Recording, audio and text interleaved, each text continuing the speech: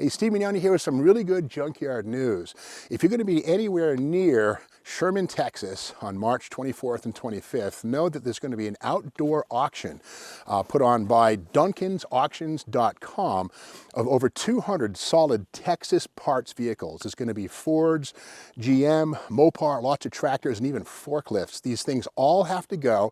It's an online auction, but also an on-site auction. If you happen to be in Sherman, Texas, you can go and bid in person or again, online, but all 200 vehicles have to go.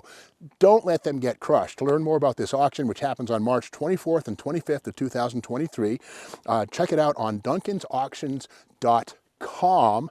And keep in mind, if you're seeing this after March 24th or 25th, 2003, the auction's over with. But before then, make sure you check it out and save some of these cars. Don't let them go to the crusher. Hey, Steve Mignani here doing the junkyard crawl, kind of, from the Fortress of Solitude, my home in North Brookfield, Massachusetts. There's too much snow at Berniston right now. It's mid-March and there's like a foot of snow, and when we go up there and it's snowing, it's just a bummer. We got to scrape it off, and half the time it's still frozen to the car. You can't see it, so I want to do the cars justice, so we'll do them in another couple days. We'll go back. Now, yesterday, we did a video on my Ford altered wheelbase funny car models. The day before that, we did the Mopar altered wheelbase funny car models. Today, it's GM funny car models. Now, if you follow my history, you might remember a show on Motor Trend called Steve Mignani's Supermodels. We built this dual engine SS 396 on that show. In fact, that show was fairly popular. We did 4 episodes, and I am thankful to the producers of that show. And, no gripes. It was just a great experience. Now, the Roadkill's Junkyard Gold, I sometimes poop on that a little bit. Canceled? What do you mean we're canceled? Because it ended so suddenly. I was the last one to know. Took them 9 months to tell me it was over, and I don't blame anybody there, but it kind of sucked. Anyway, with that said, we're now doing YouTube, and all is well. Now, here's the thing. This is one of the cars from the Steve Mag's Supermodels series. This is the Chevy. We did a Mopar, a Little Red Wagon, and 4 vehicles. This is in one of the shows, and I decided let's do something crazy. And this is something, it's a dual-engined Chevelle gasser, match racer, call it what you will. And this is a building style that I used to embrace called funny car folk art, where there's no paint, you blast it together using super glue and just have fun, like a Big Daddy Ed Roth model car, kind of just freestyle punk rock, if you will, don't know. But again, that was based on the Revell 67 Chevelle SS 396, great little model kit right here, commonly available for $30 with no problems on eBay, and a decent model, came out in, 2010 or something like that, or 1994, look at that. So this is not an old model kit from the 60s. In fact, we have to remember that a lot of people think that a model of a 68 Camaro came out in 1968, and while it's true that there were kits based on that car in 1968, the model makers have continued to make kits, and most of the newer stuff from like 1985 up is way better. They have things like independent suspensions, front and rear, nothing's molded in, and way more detail than the metal axles seen on most 1960s models. Now, those kits from the old days were great. The bodies were awesome, but in many cases, you can take a modern chassis and add it to the old body and come out with a 1 + 1 = 3. And this is actually one of the props from Supermodels right here. And this is from April of 2021, when we actually shot right here in my house those 4 episodes of Steve Mignani's Supermodels on Motor Trend. And there won't be any more, unfortunately. It was kind of an experiment. I'm thankful for it. It was a lot of fun to do. Anyway, moving along, if you follow my Instagram, you'll remember this. This just finished up a couple months ago. This is a What If 1963 or 4 Chevy II sedan match racer with the rear axle moved forward, a straight axle up front, and under the hood, yeah, a 409 or a Z11, you choose, W series engine with Algon mechanical fuel injection. And it's kind of a what-if match racer. And again, this is based on a new model kit from Mobius, which is a fantastic little kit. I do a lot of kit bashing, the Thunderbolt bars at the back, the Pontiac rear axle from the AMT 62 Super Duty Catalina, and 3D printed resin wheels at the back.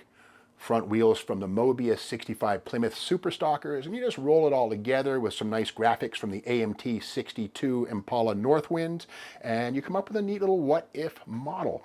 Now, this is based on the modern era Mobius 63 Chevy Nova Sport Coupe. Now, this is a Super Sport. Now, the difference is Mobius also makes a sedan And again, look at the roofline on this thing. It's different. This is the two-door post, the Chevy II, whereas the Nova is the hardtop. So Mobius, which is one of the up-and-comers in the model kit industry, in fact, only been around for like 15 years, but they're making lots of cool stuff. In fact, I hear it that they're doing a Ford Maverick, the old Maverick. That's going to be out in a year or so. In fact, right now, days away, the 65 Coronet is coming out from Mobius. So Mobius is doing great things. Now, a few years back, I was at Hot Rod Magazine, and you might remember this, the Wilshire Shaker. In fact, at the end of each of my Junkyard Crawl videos, you'll see this clip right here of the car doing a wheel stand. Now, that was taken up at Lebanon Valley drag strip in New York State, and that's me inside of the car, and it wasn't a big deal. You'd leave in first gear, but it had a 3-speed torque flight, full manual art car. You'd have your finger on the number 2 button, so at 6,000 RPM, you'd push 2, it'd settle back down, and when it hit 6,000 again, hit drive and go through the traps at about 11.1 at 110 miles an hour. It wasn't an animal, it was quick enough, but it did wheelies. It was a lot of fun, the altered wheelbase thing. Now, I did do a model of that, and here it is right here. This is my Wilshire Shaker 66 Chevy Nova funny car. Now, the thing is, when I built this model a few years ago, the Mobius 63 Nova kit wasn't available. So I had to use the next best thing, the 66 AMT Nova. So it's a Nova, but it's not really a replica of my car. That said, an outfit called Bad Habit Graphics did the decals right here. Very convincing. Slicks is also offering these decals if you want to make your own. But I did the stretch of the rear wheel opening, the straight axle, and even a little model of me inside. There I am with my glasses on and no helmet. Hey, it's a street car, right? And at the back, even Bob Thompson, who lettered this thing in my California backyard years ago, they even replicated the sponsor list. Yeah, you can read those with a magnifying glass. This thing was a lot of fun. Now, here's the thing with this one. This one is one of my models that I haven't patented this, but it floats. What I mean by that? Well, it's, of course, sitting on all wheels like that, but it actually hovers. It's doing a wheelie. How's that work? Well, I'll get to that in a second. Kind of cool, right? But again, this is the Chevy II, or the Nova, 1966, and this is based on the readily available AMT 66 Nova kit. This has come out in a bunch of different varieties. This is also a modern kit from 1990 up. It's a modern release. A lot of good stuff in this one. And again, round 2, you can still get it to this very day. And getting back to my old Wilshire Shaker Nova, if you remember, I wrote a book on how that car and others were built. This is How to Build Altered Wheelbase Funny Cars by Steve Bignanti. This is, I think, 2007 or something like that. Almost 20 years ago this came out. But I show, how I built the Nova and the whole rundown of the car and its various steps. Also did a Dodge Dart and a Ford Fairmont. This book, I think, is still available from Car Tech Books, don't know. But I also did a video, and if you just go to the YouTube channel, the Steve Maggs YouTube channel, you can watch about an hour-long video in 3 chunks of 20 minutes. That book kind of comes to life. But one of the high points of my life has to do with that Wilshire Shaker Nova, and Hot Wheels actually did the Drag Strip Demons rendition of the car. In fact, there it is in the blister pack, and here's one out of it. And I got a phone call from Mattel one day saying, hey, Steve, this is, I forget her name, but we're thinking about doing your car as a 1/64th scale. I says, well, how much do I have to pay them? No, they paid me. What I mean by that, they gave me 100 cars and I think $500 or something like that. So I was like, wow, my car is immortalized. And this is actually, I think, one of the first altered wheelbase tools that Hot Wheels has ever done. And here it is as the Chevy II Nova, the Wilshire Shaker, my little car. Now, getting further into the world of GM funny cars, my favorite thing on the planet is altered wheelbase cars. This is the Brutus GTO, which was driven initially by Jungle Jim Lieberman, a legend in the world of Chevrolets. And eventually, of course, he and Lou Arrington, who were co-owners of the car, Jungle went on his own way, and then Lou Arrington took over the driving chores. So I made a model of this thing out of the commonly available AMT 65 GTO kit, and this is the car in its second version, if you will, with the engine all the way back inside. In fact, if we look underneath the car, we'll see this is how the thing really was. Lou Arrington decided the engine up front was the initial mode, and they finally put the engine in the middle, and with the altered wheelbase, this thing would hook and run 8-second quarter miles. It was still a steel-bodied car, so it was still kind of competitive. But again, like my little Wilshire Shaker, this one has the floating suspension chassis, so this basically has a lead weight in the back that allows it to either sit like that or hover, and kind of a fun little car. Now, after this one was complete, I says, you know what? The Brutus funny car actually came in a few different formulas, and this is sort of the mid-phase car. with the Hemi halfway into the firewall. Now the first go around, this thing actually had a 421 Pontiac. It was painted white, all this crazy stuff, but by the time it was famous, it was Brutus right here. And this is sort of the mid-phase car. Again, the engine's set back a bit, but not all the way back. Of course, the crankshaft on that 392 is just about to flush out and go all over the track. In fact, this thing blew up at Lyons Drag Strip. There's a classic photograph of Brutus with Lou Arrington looking down at all this fire and crap coming out of the bottom of the car. But like the other Brutus, this one also does the little floating pencil trick. You can see that it kind of hovers. And again, it's all about putting lead weights just right in the tail of the car. And this one here, I also use the AMT 65 GTO kit with wheelbase alteration work. Hidden under putty, you can kind of see the lumps there. I figure, hey, it's a model car. I'm not going for perfection, but it looks good from a foot away. And you wonder, how do you get that floating thing? Well, it really comes down to wheel weights. These things right here, these weigh a bunch. Adhesive-backed wheel weights. These are either lead or steel. The old ones are actually lead, and they're kind of sweet. You can't add quite as well after you've used them, but the modern ones don't have lead. They're not toxic, but these are the steel ones. But these little weights right here, you do some experimentation, put flat spots in the tires, and then before final assembly, you find the sweet point where the car will hover and float. And if you build the rear axle pretty strong, the wheels won't buckle and you get yourself a floating model. I tell people that I have a 0-point energy generating unit that I got from the CIA in the trunk. The reality is just a little bit of weight toggled into the back and you get yourself a floating car. I haven't patented the idea and I don't think I ever would or should, but if you want to build an interesting little model car, make it float. People wonder what the heck's going on. It sits on its rear wheel. It's kind of cool. Now getting further, you know, we go back to what got us into model cars. Auto World man, Scranton, Pennsylvania, Oscar Kovaleski. He started in '59. By '68 and a half, he came out with catalogs like this that were just full of the latest models from Pyro. And, you know, Pyro, of course, was kind of the bottom of the barrel. They were cheap, but with that said, working up from there, you had Aurora models. There was all kinds of just cool kits, and people would just wait for the monogram or the Auto World catalog to come out and see all the new stuff. A lot of these kits today are re-released, but a lot of them have not been re-released, and they're worth hundreds of dollars. In fact, the Color Me Gone Roger Lindemood altered wheelbase Charger model right there, a rare, rare model.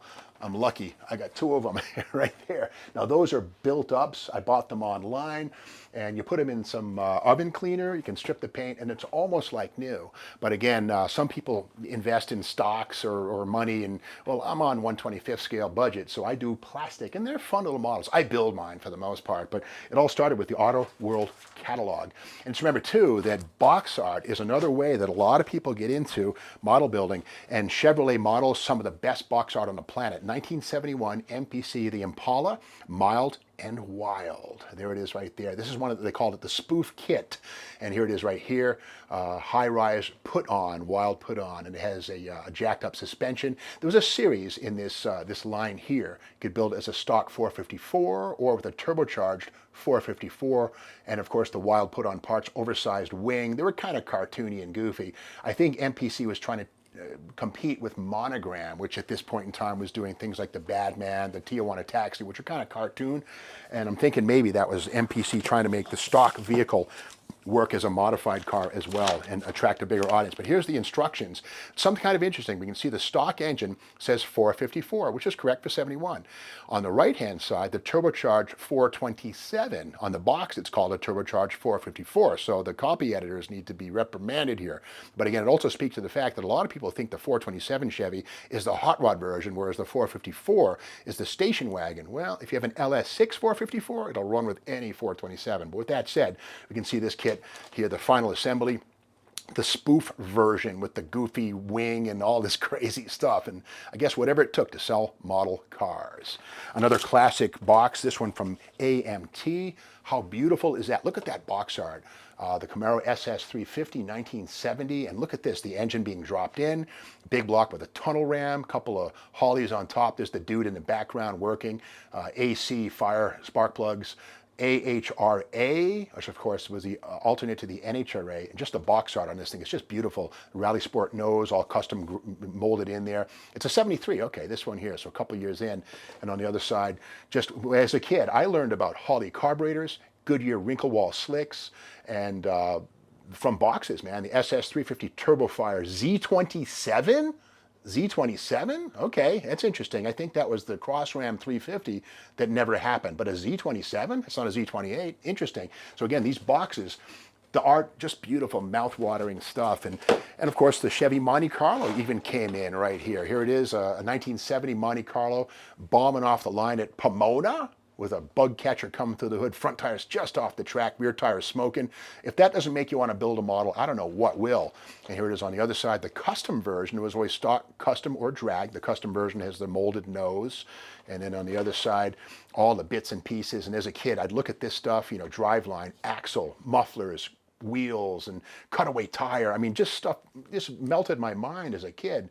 And speaking of Monte Carlos, the first model kit I ever owned, I was probably about 8 years old, something like that, 1972, and it would have been this thing right here. My mom bought this for me, the 70 Monte Carlo Motor City Stalker series, which was AMT's budget version, and these were basically kind of half promo. These things had snapped together, and the chassis, not much detail. And in fact, this is not the one, but I bought one on eBay and I put it together, and here's how it was. And I remember as a kid just loving how this thing was so much more realistic than a Matchbox or a Hot Wheels car, which is what I was building the week before I found one of these things. But the chassis has the dual exhaust system, but again, as part of the Motor City Stalker series, there's a plate for the engine, and you can see there where it plops right in, not an actual engine. And the hood on this thing, there's nothing underneath it. So, but again, this very model right here, or the original, it was the first model I ever built as an 8-year-old kid in 1972, somewhere around there. And I still build model cars. In fact, if you follow my Instagram, you'll see this 1969 altered wheelbase Plymouth Barracuda. It's not a Chevy, I know, but I love them all. But what I always do is I mock them up using this same injected Hemi engine. And basically on this one, I'm going for kind of maybe a Dave Koffel Flintstone Flyer with a bunch of engine setback, but I always combine a chassis and a body and everything from maybe 10 different kits. I might spend $400 in plastic to make these things as real as possible. And compared to spending $2,500 on a set of Crowler rods, my old Hemi Dart, this is kid stuff, but we're not kids. So that's the beauty of model cars. And yesterday we did my altered wheelbase Ford models. The day before that, my altered wheelbase Mopar models here on the YouTube channel. Check them out if you want to see those. And of course, keep in mind, we will be going back to Bernardston Auto Wrecking to do more junkyard crawl in about 2 days. But right now there's a foot of snow outside. So in the meantime, I'll build model cars. But if you like this video, be sure to subscribe to the Steve Maggs YouTube channel. Give it a like, give it a thumbs up. And if you like it, share it with your friends and hit that bell so that you'll know when the next video comes up, which is tomorrow morning.